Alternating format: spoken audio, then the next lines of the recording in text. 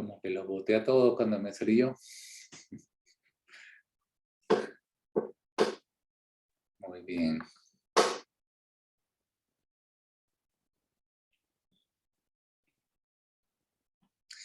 Bueno, esos son cajes del oficio aquí. Estoy cambiando de computadora y entonces me di cuenta a última hora que necesitaba permisología para abrir para mostrar la pantalla en Zoom. Muy bien, entonces esta última clase vamos a ver un poco, vamos a tratar de hacer un merge con las clases de Pierre, ¿ok? Pierre Pujol, que les di a ustedes fenómenos críticos, y entonces vamos a hacer un poquito de Monte Carlo, Monte Carlo para fenómenos críticos.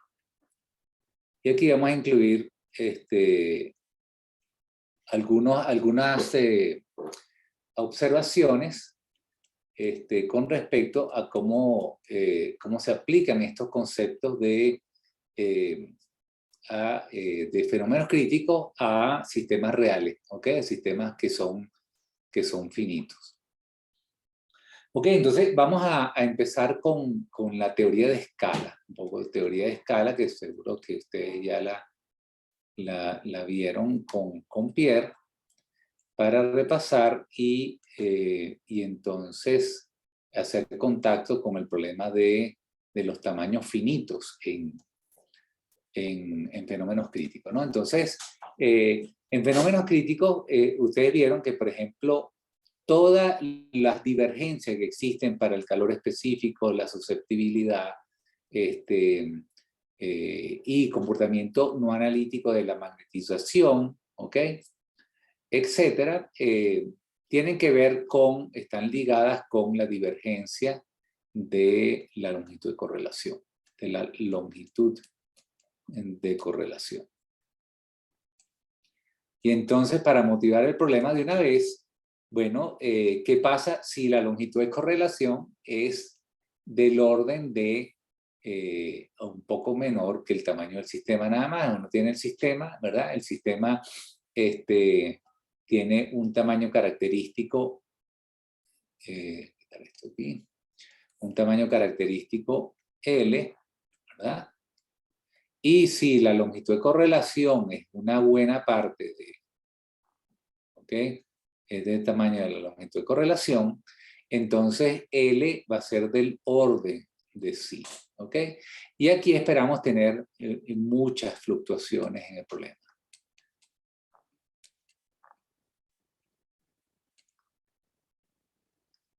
¿Ok? Entonces, uno idealmente para simular un sistema, y esto se hace crecientemente difícil en la medida que nos acercamos al punto crítico, la longitud de correlación empieza a crecer y a crecer y a crecer, y entonces cada vez vamos a ver con más dificultad el comportamiento crítico del problema, porque el tamaño del sistema va a ser del orden de la longitud de correlación.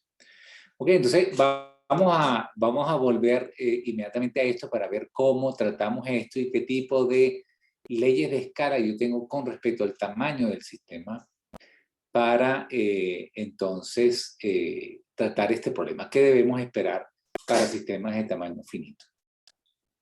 Ok, de todas maneras, siempre en la naturaleza siempre tenemos sistemas finitos, pero por supuesto, compárenlos con las escalas típicas que podemos simular. Un sistema natural tiene del orden de 10 a la 23 partículas, ¿ok? En una red, por ejemplo, si estamos... Y entonces nunca podemos llegar a ese nivel en simulaciones. Tenemos simulaciones de 1000, 100.000, 10 millones de sitios, pero estamos muy, muy lejos de lo que podemos ver experimentalmente. Y hay un criterio muy importante que ustedes vieron montando la teoría de campos de fenómenos críticos, que es lo que llaman el criterio de Ginzburg. Y el criterio de Ginzburg nos dice a uno cuán cerca yo tengo que estar de la transición para ver exponentes anómalos, exponentes que no sean de campo medio, ¿ok? Y entonces, esto por supuesto depende de cierta física microscópica del sistema. Por ejemplo, es imposible ver exponentes que no sean anómalos en superconductores, por ejemplo, en superconductividad y en superfluidez, porque esa escala es muy pequeña. Entonces siempre los exponentes salen clásicos. ¿Ok? Pero para la mayoría de los otros sistemas, sistemas magnéticos típicamente, ¿ok? O sistemas líquido-gas, sí vamos a poder acercarnos a la transición lo suficiente y entonces en la realidad, y entonces tenemos que saber cómo se comporta este sistema, cómo comparar una simulación numérica con estos sistemas. ¿Ok? Entonces, teníamos entonces, y es una muy buena precisión separar, entonces, la energía libre, ¿ok? La energía libre entonces tenía una parte no singular, ¿ok? La parte no singular no se acopla a la transición, aquí no pasa nada en la transición, ¿ok?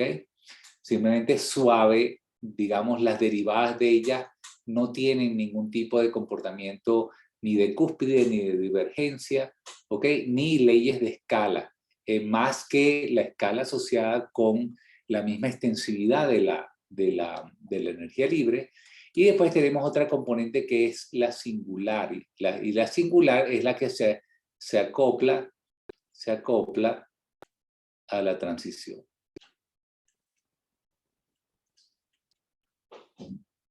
Esta pluma está un poquito gruesa, digamos.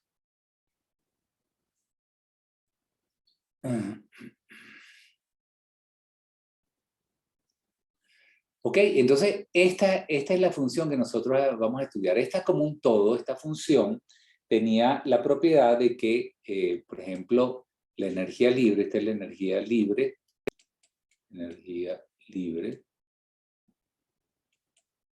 ¿ok?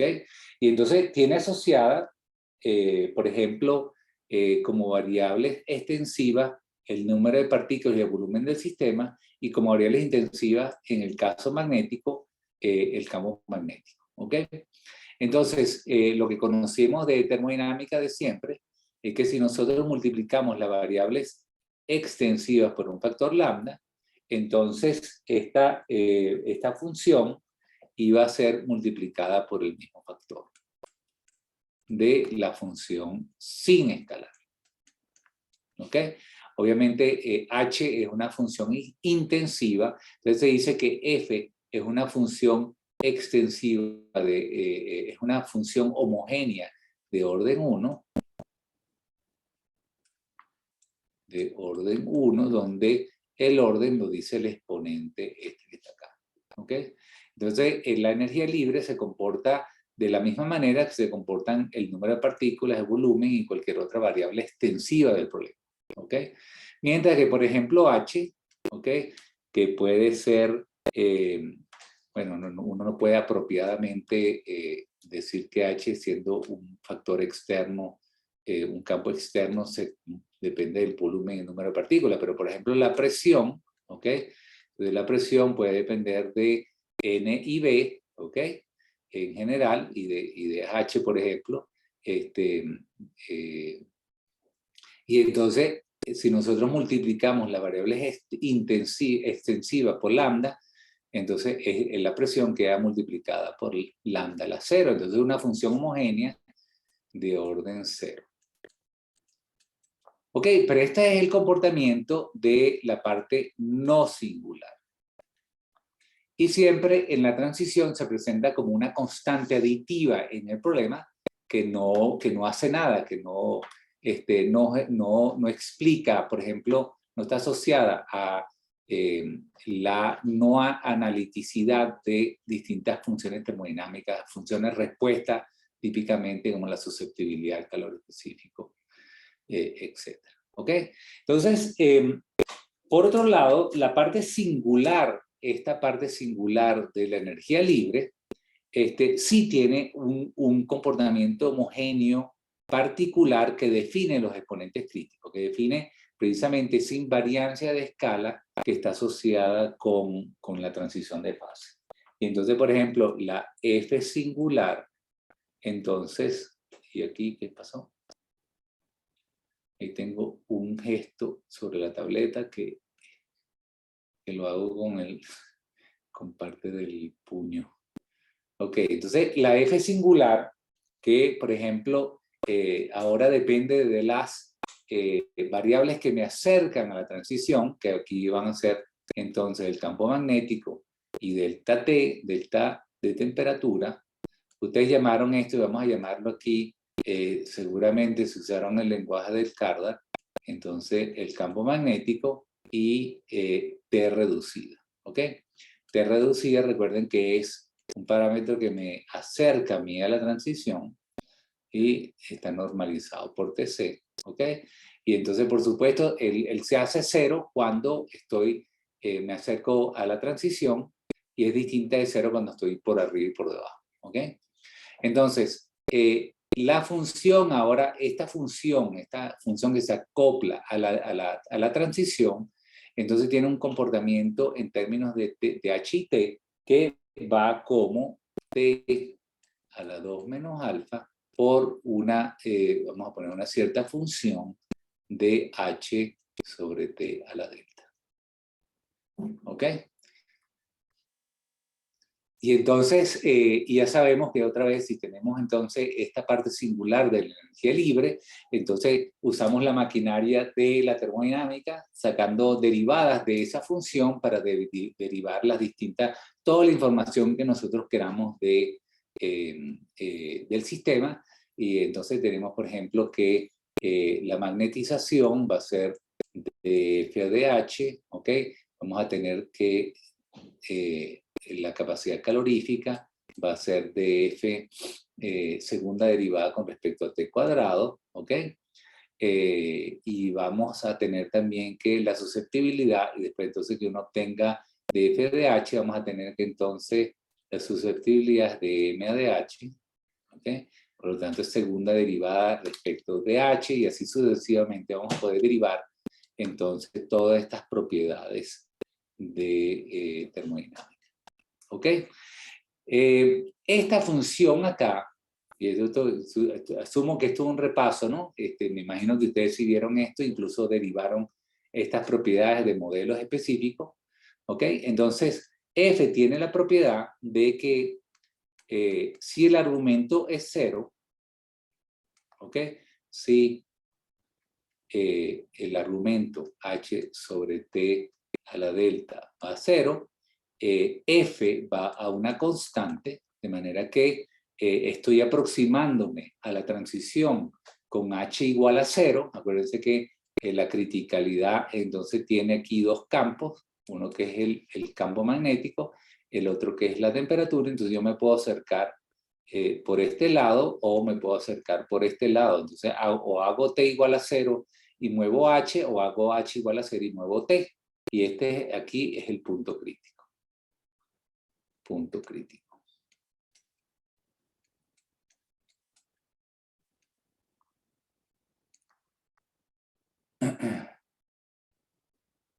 ¿Ok? Y entonces cuando H0, y entonces esta función es una constante, y esto quiere decir que entonces la parte singular de la energía libre se comporta como T a la 2 menos alfa, ¿ok? Y por otro lado, si el argumento va a infinito, entonces F se comporta de tal manera de eliminar el comportamiento, la dependencia de T, es decir, el argumento va a infinito quiere decir que T es cero y me muevo como función de H, entonces F de H se va a comportar como una potencia, ¿ok? Elevado a, de tal manera que se cancele la dependencia de T. Y esto sería 2 menos alfa sobre T. ¿Ok? Y entonces esto multiplicado por esta dependencia aquí me da entonces que mi F singular, vamos a escribirlo aquí, entonces F singular, pues,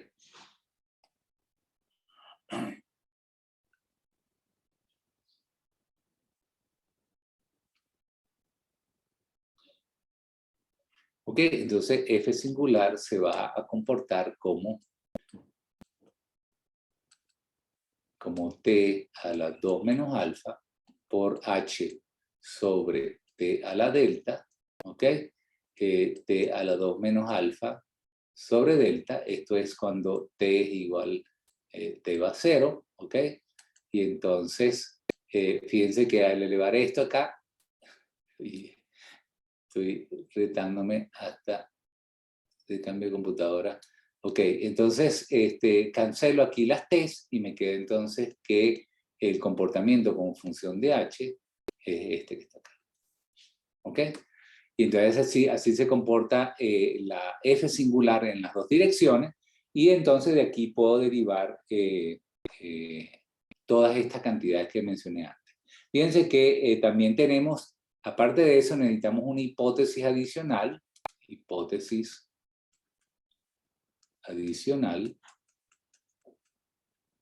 para la longitud de correlación.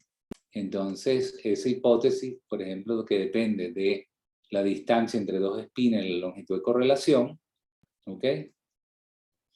Y t, ¿ok? Entonces, esto va a ir como 1 sobre r a la d menos 2 más eta, define otro exponente, ¿ok? Y una función de r escalada por sí y h escalada por t a la delta, ¿ok? Y entonces tenemos ahora la función de correlación que define este exponente eta, ¿ok? Y también tenemos que la función de correlación va a depender de t y h, ¿ok? Y entonces él tiene su hipótesis de escalamiento también, que va a ser t a la menos nu por una función otra vez de h sobre t a la delta. ¿De acuerdo? Y entonces ahí tenemos cerrado toda la teoría de escalamiento, y acuérdense que esta es una teoría de escalamiento que no depende de la aproximación de campo medio. Campo medio satisface las relaciones que se generan aquí, pero las relaciones entre exponentes son relaciones termodinámicas que no se pueden violar nunca, ¿ok? Y entonces lo que sí se modifican es que como tengo relaciones entre exponentes, entonces esos exponentes todos dependen de dos exponentes, ¿ok? Por las relaciones de Maxwell, y entonces voy a tener, si determino dos, determino todos los demás. Ok, entonces, por ejemplo, tenemos acá, vamos aquí, si puedo evitar problemas. Ok, entonces, por ejemplo, de F a DH, porque yo pongo aquí F mayúscula, por aquí, F singular, aquí nos estamos refiriendo siempre a F singular, ¿ok? de F de H es la magnetización, y si nosotros derivamos con respecto a H, entonces, ¿qué me va a salir de aquí? Me va a salir 2 menos alfa menos delta por la función de escalamiento, H sobre T a la delta, derivada. ¿Ok?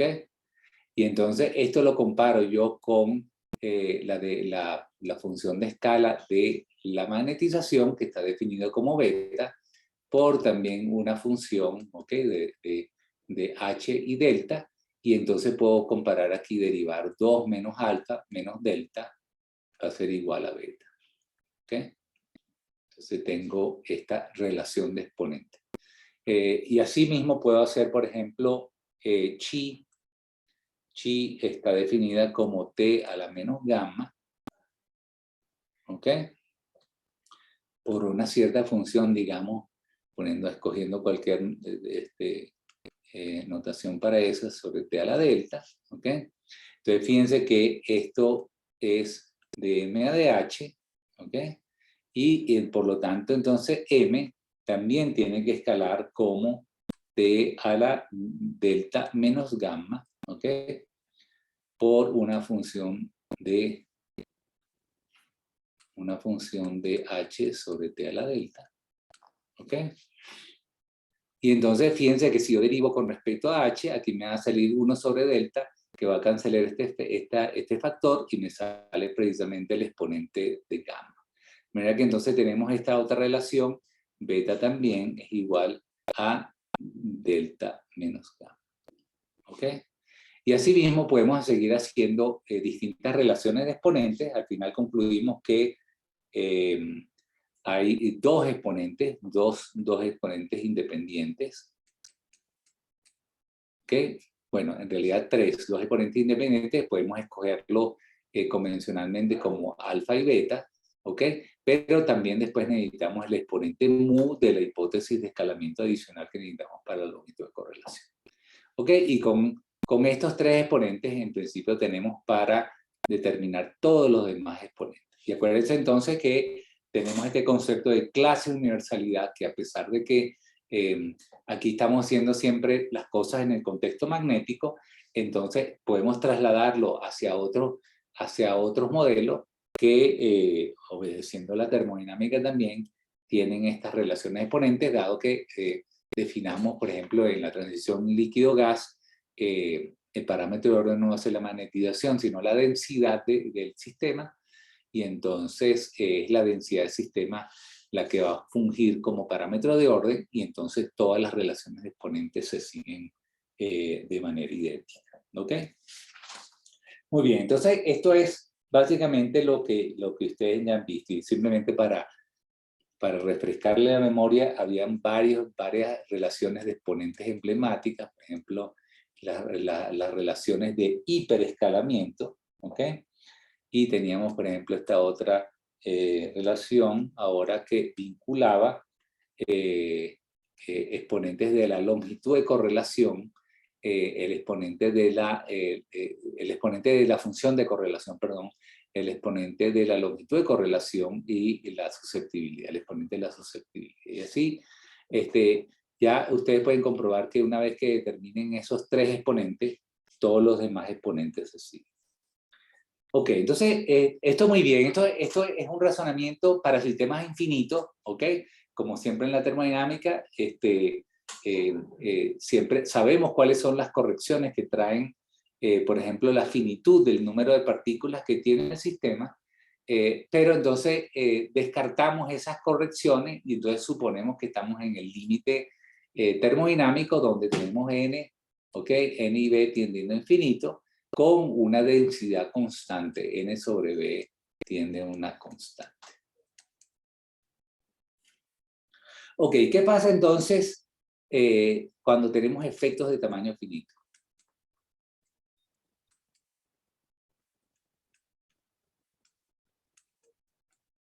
Ok, entonces tenemos una teoría para efectos de tamaño finito que nos permite ahora, bueno, si yo tengo un sistema de 100 por 100 o de 1000 por 1000, ¿cuáles van a ser entonces, cómo identificamos los exponentes en ese caso, ya que todas las transiciones se redondean? Por ejemplo, cualquier cosa, hacemos la susceptibilidad como función de el parámetro de t reducido, digamos que 0 anda por aquí, y entonces algo que debería ser una divergencia, ¿ok? Se presenta entonces como un chichón simplemente, por ejemplo, para un tamaño hace esto, para otro tamaño hace esto, ¿ok? Y entonces, ¿cómo ahora de esos resultados sacar las divergencias o los exponentes críticos que nos interesa calcular? ¿Ok? Entonces, este sería por ejemplo, el igual 100, ¿ok? Eso sería entonces el igual 200, el igual 300 y así sucesivamente, mientras que este es el comportamiento para infinito, ¿ok? Entonces, aquí se usa un concepto muy interesante, ¿no? Que es que nosotros no vamos a tener efectos de tamaño finito, es decir, vamos a ver el comportamiento de escala correcto si L es mucho mayor que sí, ¿ok? Aquí no hay efectos, ¿ok? Toda la física, entonces, debajo de la longitud de correlación está contenida repetidas veces dentro del sistema, y el sistema hace lo que se llama una autopromedio. ¿Ok? Lo que pueda variar la física de una longitud de correlación a otra, se suman dentro del sistema, y cuando yo tengo el resultado final del cálculo, va a ser un promedio del comportamiento de esos volúmenes de autopromedio, y entonces no hay efectos de tamaño finito.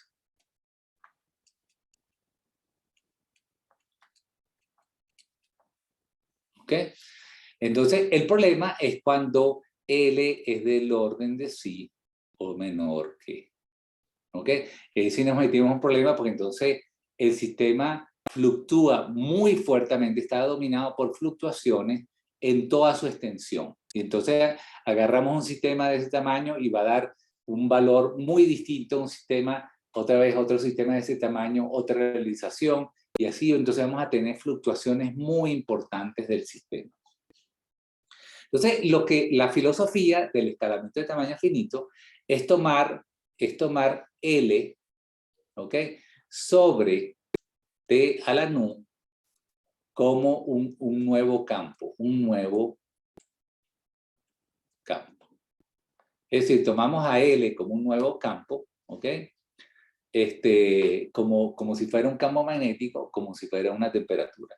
Y es un parámetro de acercamiento cuando L coincide con sí, es decir, T sobre T a la menos nu, L sobre T a la menos nu, es del orden de 1, estamos en situación crítica, ¿ok?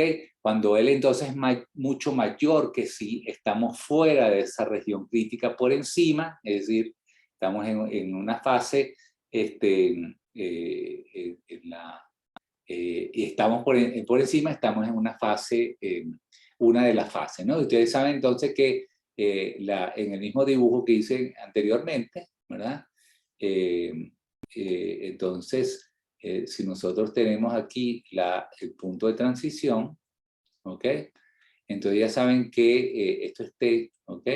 Y entonces ya saben que a ambos lados de la transición, ¿ok? Tengo entonces, digamos, vamos a hacer un escenario aquí, incluyendo efectos de prefactor. ¿Ok? Tenemos alguna cantidad que hace así, sabemos que aquí entonces la longitud de correlación, ¿ok? Y aquí este lado es menor que infinito, ¿ok? Menor que infinito, mientras que aquí, solamente aquí, la longitud de correlación diverge. ¿Ok? Entonces, a ambos lados voy a tener homogeneidad, voy a tener autopromedio, ¿ok? Esto es lo que llamo aquí autopromedio aquí, siempre que el sistema sea suficientemente grande, y aquí voy a tener también autopromedio. ¿Ok? Esto es lo que se llama self-averaging en inglés. ¿Ok? Pero aquí, cerca de la transición y dependiendo del tamaño del sistema, por ejemplo, si aquí sí es menor que infinito, pero mayor que L, entonces voy a ver como si el sistema fuera crítico, aunque no esté en la temperatura crítica. ¿Ok? Entonces ya ven que para sistemas pequeños, yo voy a llegar a una temperatura crítica, la longitud de correlación va a avasallar el tamaño del sistema que nosotros estamos simulando, y entonces va a parecer que ya estamos críticos, y realmente no estamos en la temperatura crítica. ¿Ok? Entonces, la idea es entonces incluir a L como variable de escalamiento. Entonces, por ejemplo, para el calor específico, tendríamos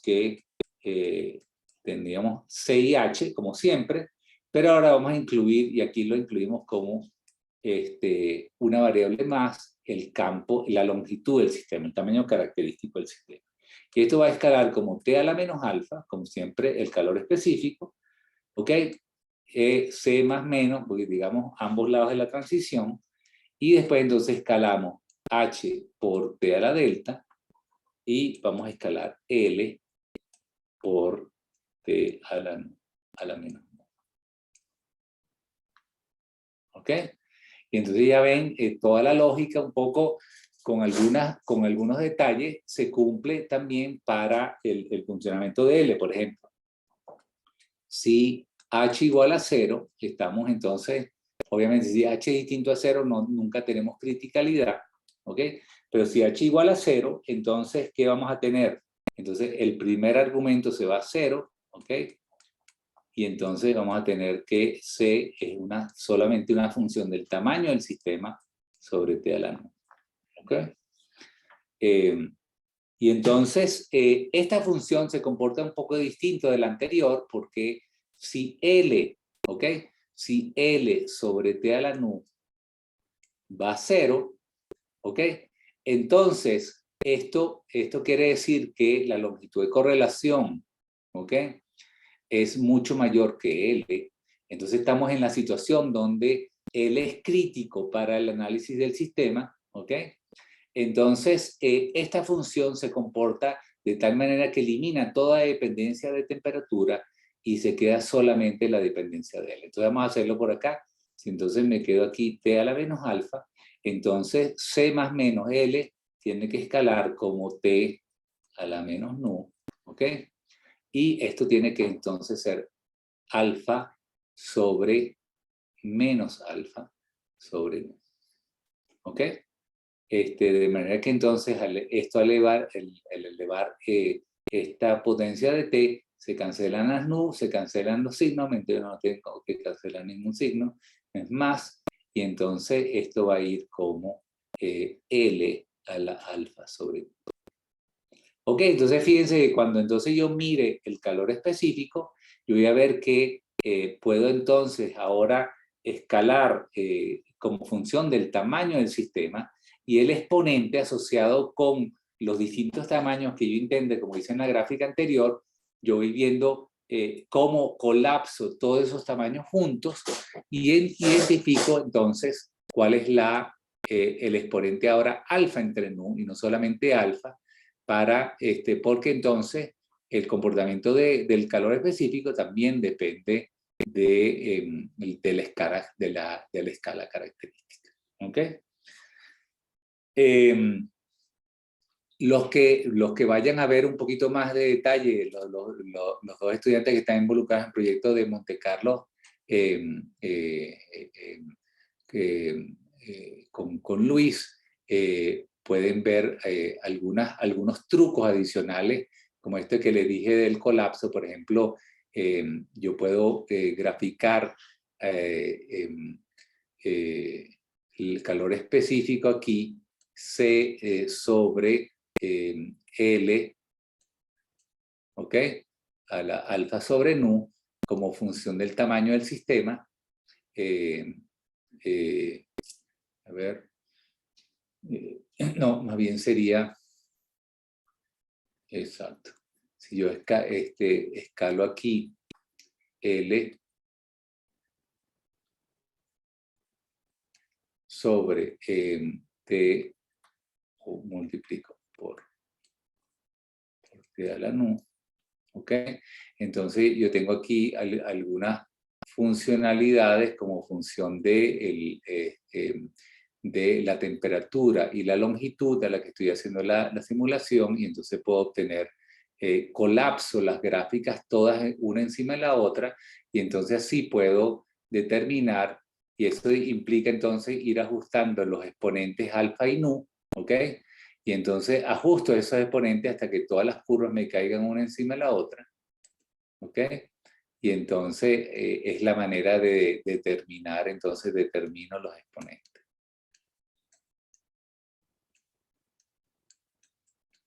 ¿Ok? Entonces, esa es la idea de la teoría de escalamiento finito, y así mismo entonces voy a tener para todas las funciones, por ejemplo, partiendo de la función fundamental, ¿ok? La parte singular de la energía libre, entonces va a depender de L, y entonces, fíjense que aquí la hipótesis que si yo divido la parte singular, la tomo intensiva, entonces va a tener un comportamiento con función de L como L a la menos D, y después alguna función, ¿ok?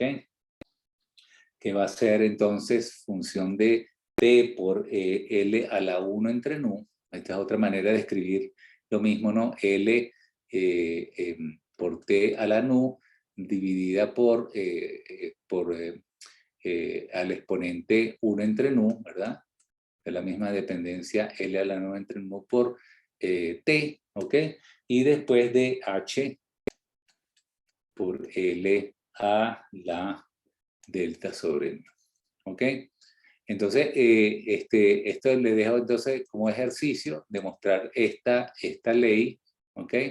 Simplemente haciendo uso de lo que derivamos antes, para que lo incorporen como ejercicio de esta parte, ¿ok? Y la longitud de correlación, y demuestren la consistencia un poco de esta ley de escalamiento con el tamaño. La longitud de correlación, otra vez que depende de estos tres parámetros, va a ser entonces, la longitud de correlación va como L, ¿ok? Como uno de los campos, así como iba con T antes, ¿ok?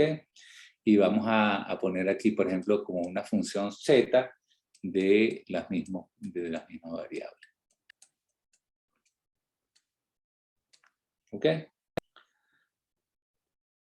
Muy bien, entonces, digamos, eso es lo que íbamos a decir sobre, sobre la teoría de escalamiento de tamaño finito, el efecto de la finitud de la muestra para, y cómo hallar en función de colapso, una vez que uno sabe las funciones de escalamiento, cómo hacer procesos como estos de colapso de data en función de temperatura y tamaños del sistema. Cuando uno haya el colapso, eso implica ajustar apropiadamente estos valores de estos exponentes para que ocurra ese colapso y ahí uno identifica entonces el exponente crítico correspondiente. ¿Ok? Muy bien, ¿alguna pregunta? ¿No? Bien, quizás ya lo habían visto en su curso con Pierre, así que aprovechamos solamente para repasar, y quizás esta parte de escalamiento de tamaño finito no se toca con mucha frecuencia en el curso, ¿no? Puramente el curso teórico de fenómenos críticos.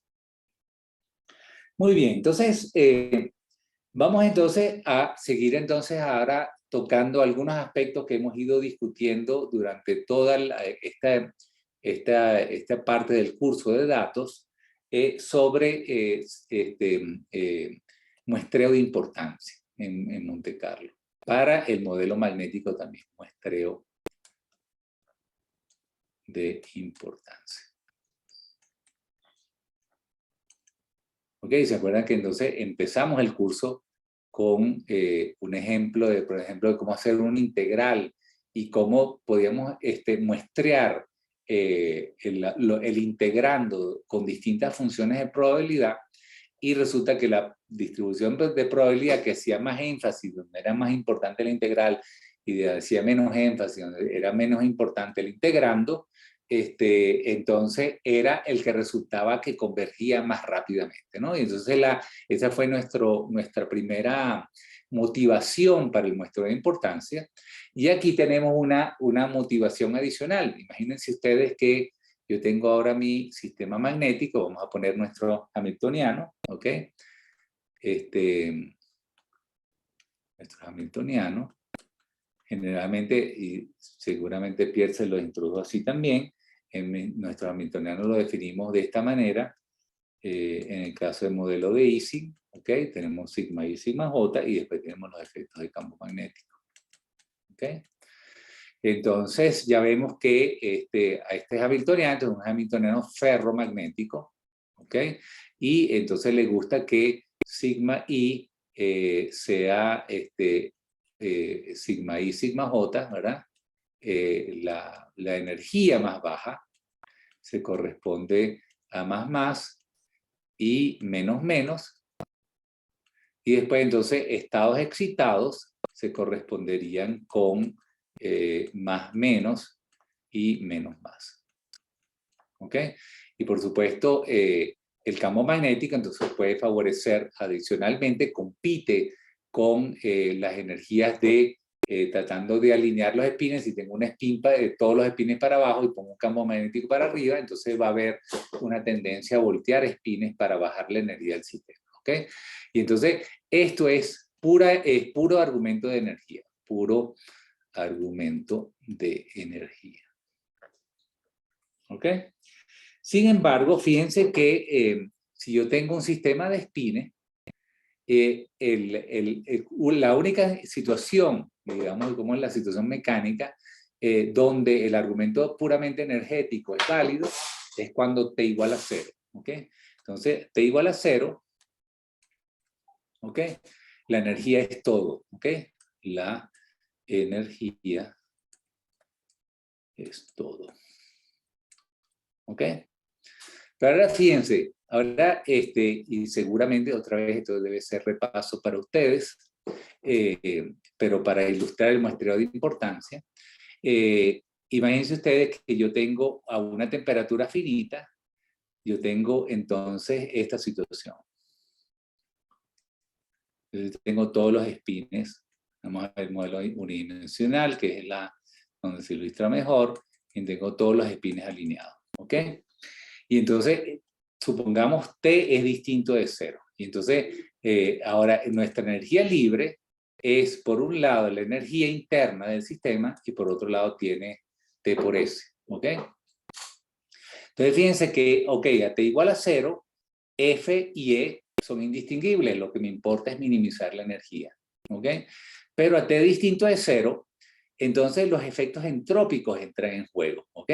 Y entonces, por más pequeña que T sea T, si S puede ser muy grande, entonces definitivamente eso baja la energía libre. ¿Ok?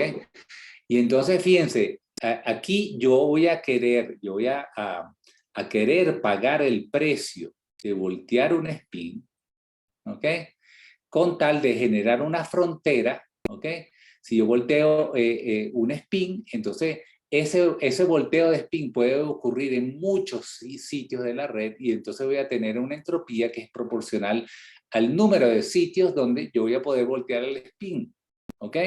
Y si ese sistema es muy grande, entonces esa configuración va a ser tener una energía libre más baja que simplemente el costo energético de violentar dos enlaces del sistema. ¿Ok?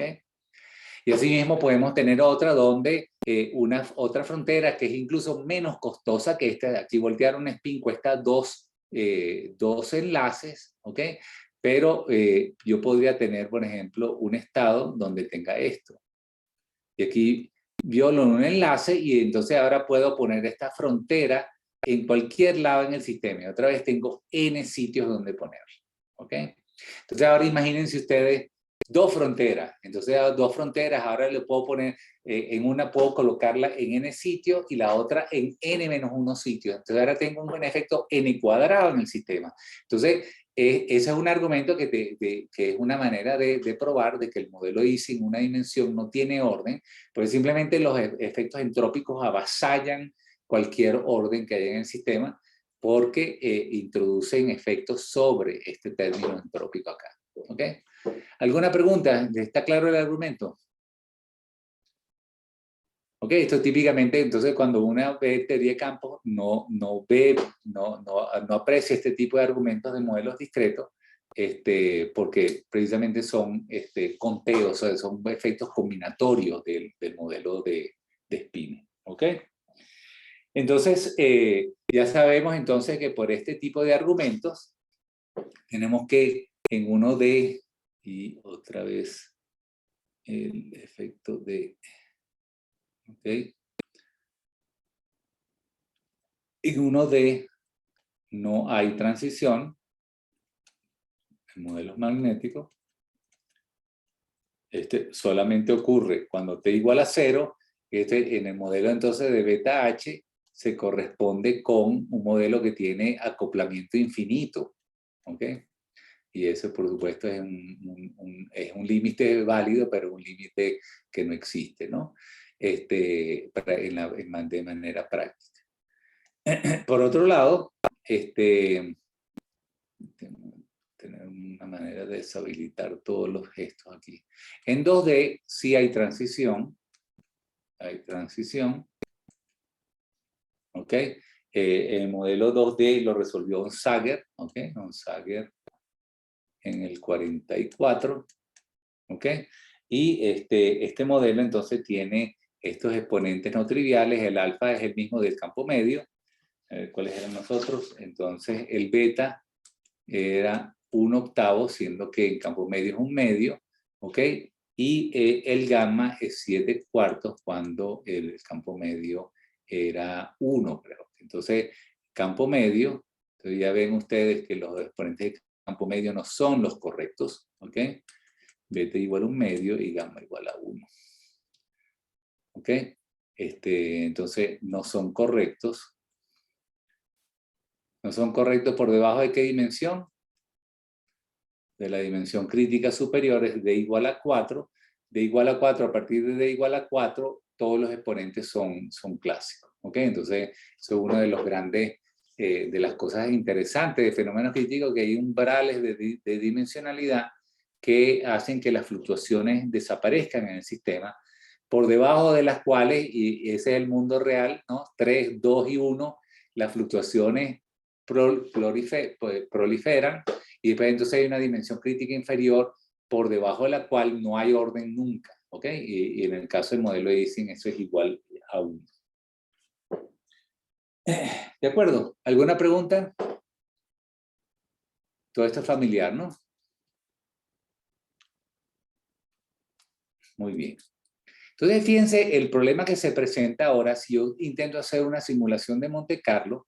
Otra vez tomemos como referencia no sé si ustedes me oyen, ¿no? Porque no oyo ni siquiera ni de brillo los escucho. Sí, profe, lo escucho. Ok. Ok, entonces imagínense ustedes que yo trato de ahora abordar el problema de Monte Carlo y cómo lo muestreo, ¿ok? Entonces, muestreo.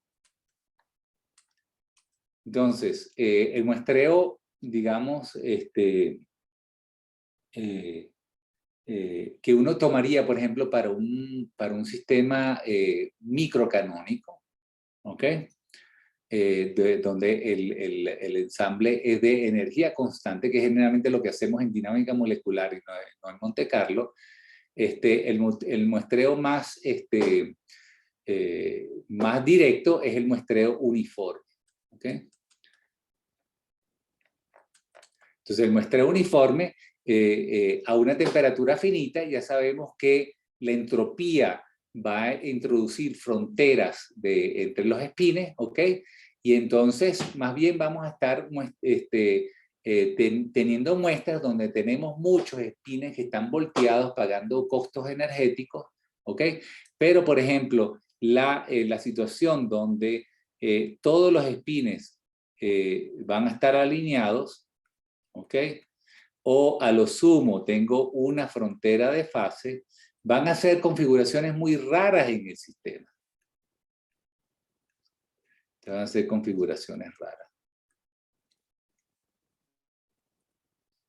Sin embargo, la voy a tratar de la misma manera que cualquier otra configuración que se corresponda con una entropía mucho más alta, ¿ok? Entonces, voy a tratar, si tengo n espines, voy a tener entonces 2 a la n configuraciones equivalentes.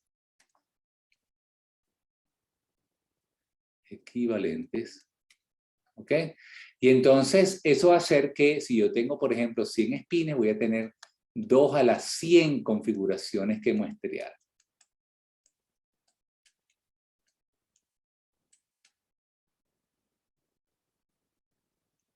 ¿Ok? Y eso es del orden de 10 a la 100, logaritmo de 2 sobre logaritmo de 10, ¿ok? Lo cual hace que sea no viable, ¿ok? Y además vamos a estar muestreando una cantidad de configuraciones que realmente no tienen nada que ver con las configuraciones que con más probabilidad van a aparecer en el problema, ¿ok? Y entonces vamos a tener el problema precisamente de la integración que estábamos haciendo al principio, de que va a haber convergencia, entonces convergencia muy lenta, convergencia muy costosa al equilibrio. ¿Okay? Que va a depender ahora de esos otros factores con que nosotros entonces aceptábamos o rechazábamos configuraciones. Por supuesto, si yo quiero mirar la fase de altas temperaturas. Entonces, si yo muestreo, por ejemplo, uniformemente, eso es consistente con tener, por ejemplo, un factor de Boltzmann donde T es muy grande, esto va a 0, este es del orden de 1, entonces todas las configuraciones son igualmente probables.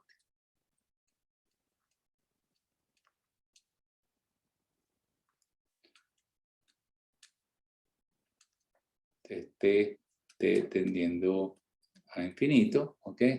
Igualmente probables. ¿De acuerdo? Entonces, en la fase de alta temperatura, si nos interesa ver cómo es la fase de alta temperatura, entonces hacemos un Monte Carlo donde evaluamos con igual probabilidad cualquier configuración, simplemente porque la escala de temperatura es mucho mayor que la escala de la interacción, ¿ok?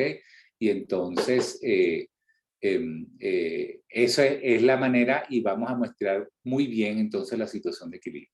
Pero si nos acercamos al punto crítico, empieza a competir la escala que tiende a alinear los espines con las fluctuaciones térmicas, ¿ok? Y ahí entonces tenemos que ver, que escoger con mayor probabilidad las muestras que están cerca del equilibrio, ¿ok? Y entonces eso es lo que significa muestreo de importancia. Entonces eso indirectamente lo hemos estado discutiendo. Y, por ejemplo, una realización efectiva de esto es el Monte Carlo de Metrópolis, ¿ok? Monte Carlo de Metrópolis, ¿ok? Donde yo empiezo con una configuración, puede ser todos los espines paralelos, porque todos los espines, a pesar de que tengo una temperatura finita o distinta de 0, entonces todos los espines alineados, y entonces empiezo con mi función de transición, ¿ok? Entre dos estados Y y X, ¿ok? Y entonces empiezo a voltear un espín, ok, vamos a ver, volteamos este espín, ¿cuál es el beneficio energético? El beneficio de la energía libre, porque entonces ahora tenemos que muestrear las que nos conviene son aquellas configuraciones que se corresponden con el mínimo de la energía libre. Entonces quiero si tengo aquí, por ejemplo, la magnetización y la energía libre, quiero hacer un muestreo de alrededor de esta zona que está aquí, por ejemplo, si estoy en la fase de alta temperatura, o las configuraciones que se corresponden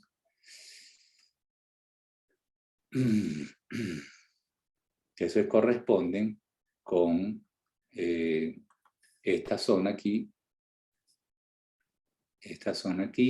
de el mínimo de energía libre, ¿ok? Y estas zonas acá, ¿ok? Y entonces esta función de transición, acuérdense que era proporcional a la diferencia entre, y vamos a llamarlas aquí consistentemente con la notación, la diferencia entre HY y EX, ¿okay? Que es el factor de Boltzmann, y entonces aceptábamos, por un lado, aceptábamos si lográbamos bajar la energía del sistema, pero por otro lado teníamos una probabilidad también de saltar, por ejemplo, de mínimos locales, que es el efecto de simulated annealing, ¿no? De recocido simulado, para salir de esos mínimos a pesar de que fueran costosos energéticamente, ¿no? Entonces eso es un poco explorar precisamente a que yo volteo un spin, eso no conviene porque está aumentando la energía, pero por el otro lado tengo una cierta probabilidad de aceptar ese movimiento de manera de poder avanzar en la exploración del terreno de energía libre. ¿Ok? Entonces, así empezamos una cadena markoviana, como dijimos, ¿ok? Con esta probabilidad de transición, aceptación, una tasa de aceptación, y entonces empezamos a evolucionar entre distintos estados, ¿ok? Y empezamos a operar con una variable temporal, y aquí agregábamos el hecho de que, y esto lo vimos en la clase pasada, de que tenemos entonces, por ejemplo, una ecuación cinética para la probabilidad, la podemos ver aquí como menos, y aquí me volvió a saltar esto acá, a reducirlo un poco. ¿Ok? Entonces tengo la suma aquí de n distinto de m. Entonces fíjense que deben escribirlo aquí, tengo una función del tiempo por la función de transición esta, ahora escrita de manera discreta, de n a m, es decir, las probabilidades que se salen, ¿ok?, del estado n, menos, ¿ok?, la probabilidad de m por la probabilidad de ir de n a m. Al revés, de m a n.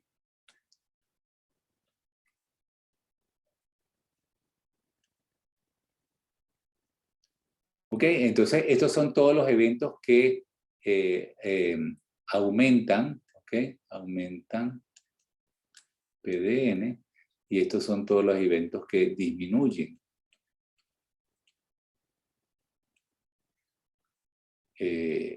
PDN, ¿ok?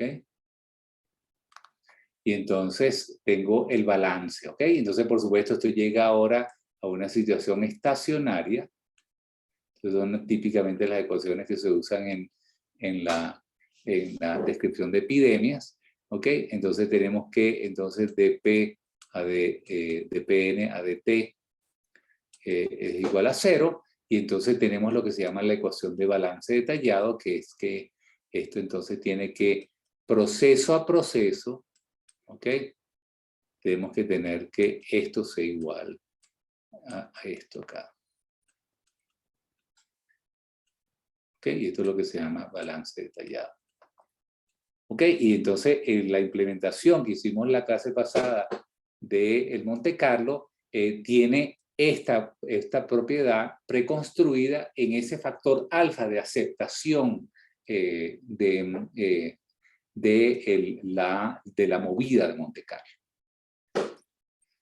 ¿De acuerdo? Entonces, esto es esencialmente la idea, y entonces tenemos una cadena de Markov que entonces, a propósito, converge a esta distribución, que es la distribución de equilibrio sobre la función de partición. La función de partición realmente no juega ningún rol en el Monte Carlo, de manera que entonces podemos tratar con cantidades proporcionales a la probabilidad y no a la probabilidad misma, de manera que esto no es importante. Al final podemos normalizar por el número de muestras que hagamos, y entonces podemos definir una probabilidad apropiada en base a eso, sin necesidad de calcular una función de partición, que es el ejercicio que uno siempre hace desde el punto de vista analítico. ¿De acuerdo? Entonces, se puede imaginar el proceso de Monte Carlo. El proceso de Monte Carlo, entonces, lo pueden mirar como que yo voy, entonces voy sitio, por ejemplo, hay una manera sistemática, voy sitio por sitio y hago la movida, volteo el spin, no volteo el spin, genero mis números aleatorios, voy al siguiente sitio, hago la misma pregunta y así, ¿no? Y por supuesto, si yo parto de todo el sistema ordenado, entonces voy a estar volteando espines en contra de ese orden, pero cuando yo tengo entonces una configuración cualquiera, yo podría tener un dominio que está todo alineado, entonces quiero ver si la probabilidad de voltear un spin en un dominio de otra orientación, y así puedo ir viendo, ¿no? Y también están, por ejemplo, los movimientos multi-spin también, que son más eficientes y dependiendo de qué tan lejos esté yo de la transición, van a acelerar el proceso, que es que entonces yo agarro un clúster de spines y lo volteo completo, ¿ok? Y entonces así me puedo salir con más facilidad. Tengo un efecto que va a ser un efecto de frontera, ¿verdad? Porque voltear todos esos spines juntos no va a alterar la energía, sino por un efecto de frontera. Y entonces eso va a ser, entonces, en vez del costo de bulto, va a ser el costo de superficie, y entonces eso va a aumentar la velocidad con que yo exploro distintas regiones de la energía libre. ¿Ok? Entonces hay distintos algoritmos, esto hay que adaptarlo dependiendo del tipo de problema que se esté tratando, y entonces dependiendo de sus proyectos van van a abordar distintos tipos de estrategias. ¿Ok? Entonces, uno tiene, por ejemplo, que va a tener, por ejemplo, si uno monitorea la energía interna del sistema, ¿verdad? Que puede ser un factor de monitoreo, la energía interna. Entonces, y esto va a ser en función el tiempo de Monte Carlo, que sabemos que no es un tiempo real, sino un tiempo de precisamente de estos intentos de búsqueda del estado de equilibrio, y entonces voy a tener una cierta evolución, y entonces, claro, como escogemos, puede ser que escojamos ese estado educadamente, pero por ejemplo un gas de esferas duras, por ejemplo, que muchas veces se trata por Monte Carlo, uno no sabe qué tipo de fases va a tener un gas de esfera dura, dependiendo de la dimensionalidad. Entonces uno lanza una propuesta, y entonces a partir de esa propuesta, que puede entonces partir de aquí arriba, ¿ok?, con sus fluctuaciones hasta que llegue a un estado estacionario, o puede partir de aquí abajo, dependiendo de la configuración inicial, y converger ese estado estacionario. Si no tenemos, por ejemplo, muchos efectos que llaman de frustración del sistema, de manera que entonces el sistema se queda violando esta premisa que hicimos de los procesos de Markov, que tenemos entonces como dos situaciones muy cercanas que tienen energías iguales, ¿ok? Y entonces son como distintas configuraciones, configuraciones distinguibles que tienen energías casi iguales. Entonces llegamos a una situación del equilibrio, ¿ok? Llamamos a situación del equilibrio. Y entonces a partir de esta situación, entonces empieza el muestreo del sistema para ver qué magnetización tengo, ¿ok? Cuál es la susceptibilidad del sistema, cuál es el calor específico, etc. ¿Okay? Aquí esto es totalmente artificial, digamos, y depende entonces de los trucos que nosotros implementemos para una convergencia más rápida o más lenta, ¿no? Por ejemplo, podríamos tener una convergencia que vaya así, ¿ok? O una convergencia que vaya mucho más lentamente al equilibrio del sistema, y eso depende entonces de las estrategias que nosotros tengamos para relajar el sistema a la situación de equilibrio. Otra vez, eso son estrategias que se implementan dependiendo del tipo de problemas que se tengan, y entonces hay que buscarse estrategias para eso. Hay, por cierto, aquí, los magos de la literatura de este tipo de cosas son Binder, ¿ok? Tiene su propio libro de Monte Carlo y simulaciones, ¿ok? Y están otros que se han dedicado a códigos, Swensen y Wang, ¿ok? Hay otro que se llama Rappaport, ¿ok? Todos tienen sus libros, ¿ok?, de simulación, y entonces están todos los trucos, los estadísticos, el tipo de escalamiento para evidenciar más eficientemente o con sistemas más pequeños, evidenciar los exponentes de manera más clara, ¿ok? Entonces, el campo está lleno de ese tipo de trucos, ¿ok? Pero lo que es fijo en todas estas cosas son las cosas que hemos discutido hasta ahora acá. ¿Ok? ¿Qué más les quería decir?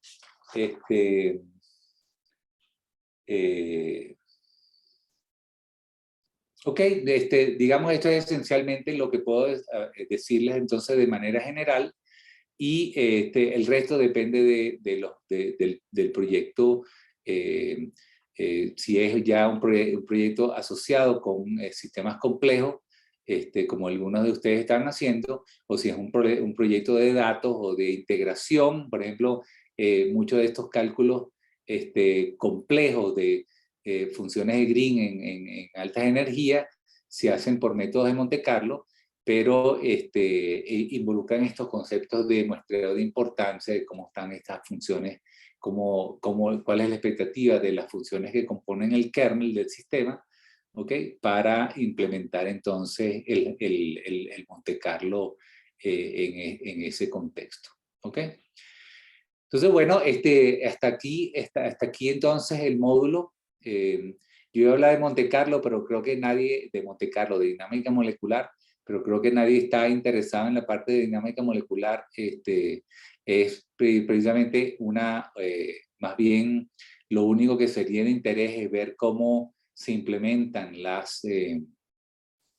en tiempo real, ¿verdad? En la integración de las ecuaciones de movimiento, y entonces los distintos trucos que hay al respecto de esa integración, pero si no hay proyectos de dinámica molecular andando, entonces yo creo que este módulo entonces lo concluimos acá, ¿no? Entonces, muy bien, ¿alguna pregunta? A ver si no tengo aquí alguna otra cosa que...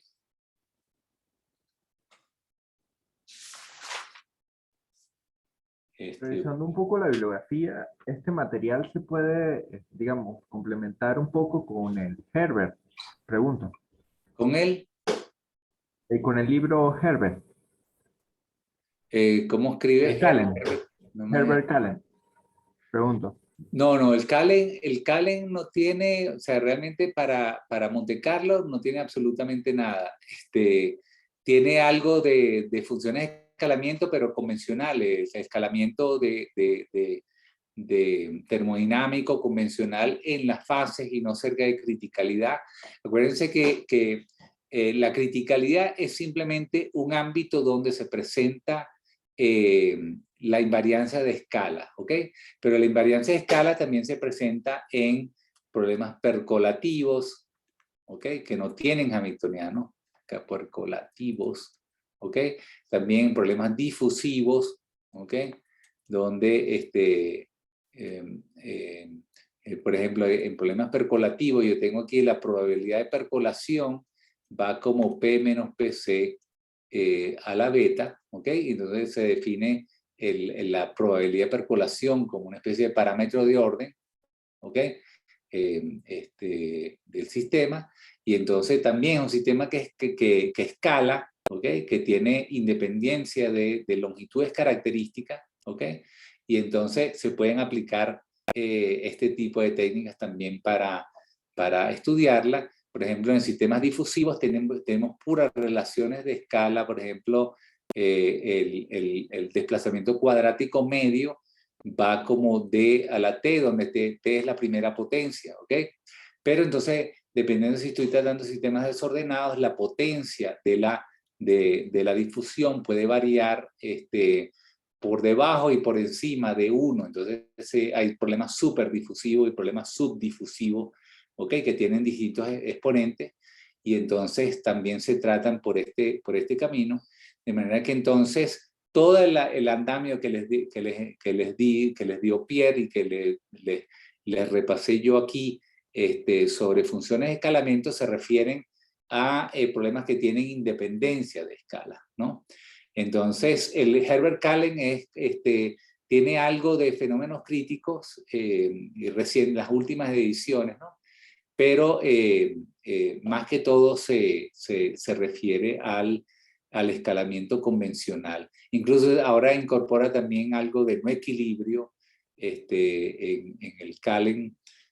Por cierto que no sé, no he revisado recientemente la parte de fenómenos críticos de las últimas ediciones del Callen, pero definitivamente la parte de simulación, estos son los reyes de, la, de esto. Hay también otros aquí, de ver, el, el, hay otro más serio todavía, aunque el Binder es el clásico, la referencia clásica de fenómenos críticos con Monte Carlo. Ahorita no me acuerdo, pero les puedo poner referencias adicionales si me las piden. En particular, hay un par de libros que se me están olvidando ahorita, de aplicaciones de Monte Carlo, efectos de tamaño finito y dinámica molecular, que vale la pena tener en la biblioteca de uno si de vez en cuando hace simulación o si se dedica a simulación de sistemas críticos como esto, ¿ok? Sí, ¿ok? ¿Alguna otra pregunta? ¿No? Bueno, entonces yo quería ver si había otro problema propuesto por aquí, pero creo que ya Profe, con eso, sí, sí, en lo personal quisiera una, digamos, dígame, ¿sí? ¿Qué pasó? ¿Se te cayó la computadora?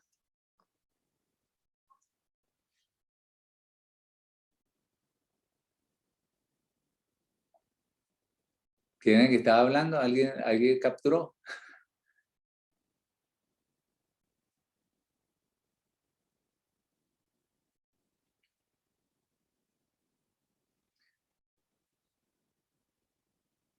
¿Los demás sí me escuchan o se cayó esto? Francis, Sí se Víctor, escucha. Sí, ¿sí? sí, sí. Se escucha muy bien. Bien. No sé, creo que, ¿quién sería que estaba hablando? yo, profe, disculpe, es que se me cayó la conexión. No, estaba señalando a ver si podía dar un poco más información de la bibliografía del Binder. Digamos el nombre, a ver si podía conseguirla en alguna de las bibliotecas por acá.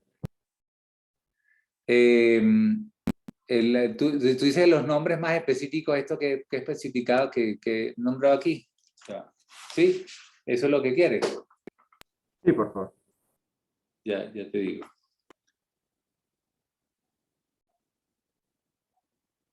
Voy a anotarlo aquí.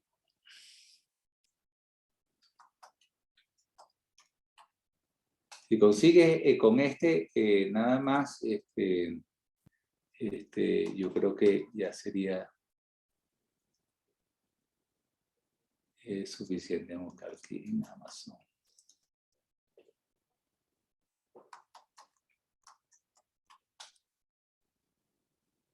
Exacto.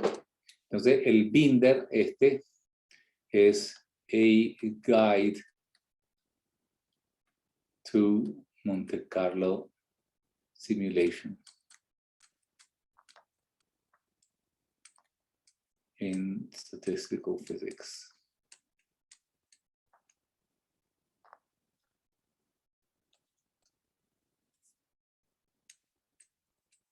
¿Ok? Y esta edición es muy reciente, incluso acaba de salir una del 2021. ¿Ok? Pero digamos, ahí va, debe ser como la sexta o séptima edición. ¿Ok? Y a ver si aquí podemos ver otras.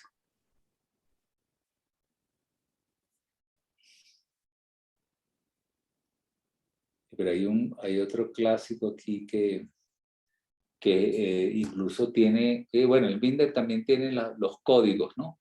Que también es muy útil para arrancar bien the simulation of liquid, ¿no? Aquí, simulation of liquids.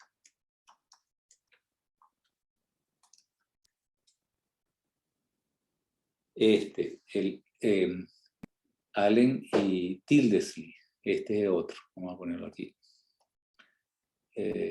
Computer simulation of liquids.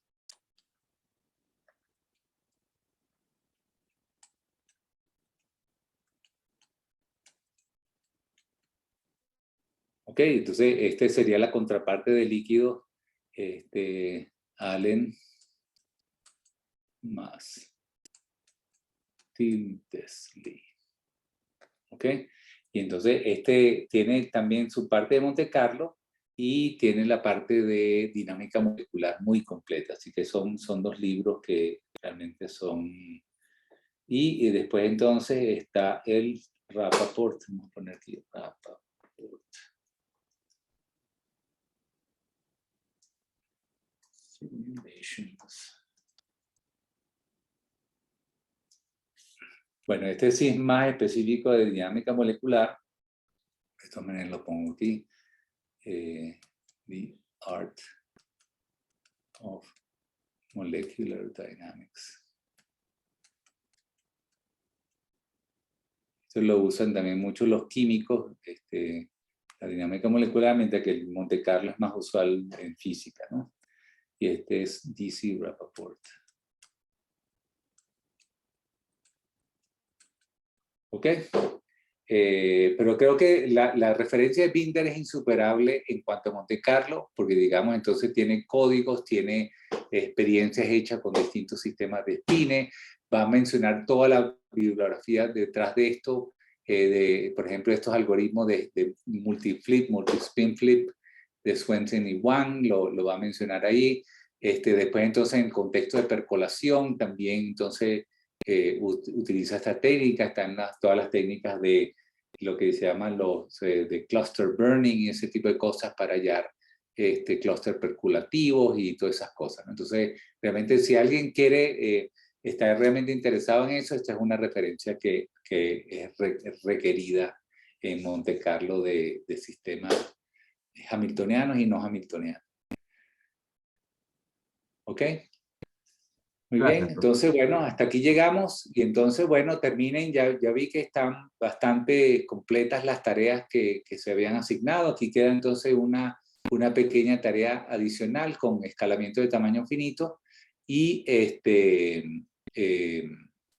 entonces cerramos este módulo y se pueden dedicar a sus proyectos de datos, ¿ok? Muy bien, entonces yo estoy por supuesto a la orden, yo estoy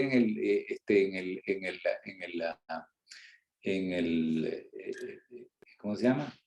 En la cosa esta, en el Mattermost, ¿ok? Si requieren alguna ayuda, alguna consulta, ¿ok? Alguna guía, alguna cosa así, me contactan por ahí y yo entonces espero que esta semana tenga la evaluación de los ejercicios que han hecho y eso ya será parte de la nota en conjunto con el proyecto, ¿ok? Muy bien, entonces, hasta luego. Muchas gracias por todo, profe. Excelente. Chévere. Espero que hayan disfrutado del curso. Yo sé que es un poquito, está fuera un poco de quizás el contexto de los otros módulos que han sido quizás más prácticos. A mí me preocupaba más el trasfondo teórico detrás de las técnicas, más que la implementación de las técnicas, ¿no? Que está en muchos sitios. Mientras que esto he tenido que extraerlo de los fundamentos del Monte Carlo en cadenas de Markov es un poquito más difícil de encontrar, ¿no? Entonces me pareció que era de más provecho para ustedes. Ok, muy bien. Hasta luego entonces. Hasta luego, profe. Hasta luego, profesor. Luego nos vemos.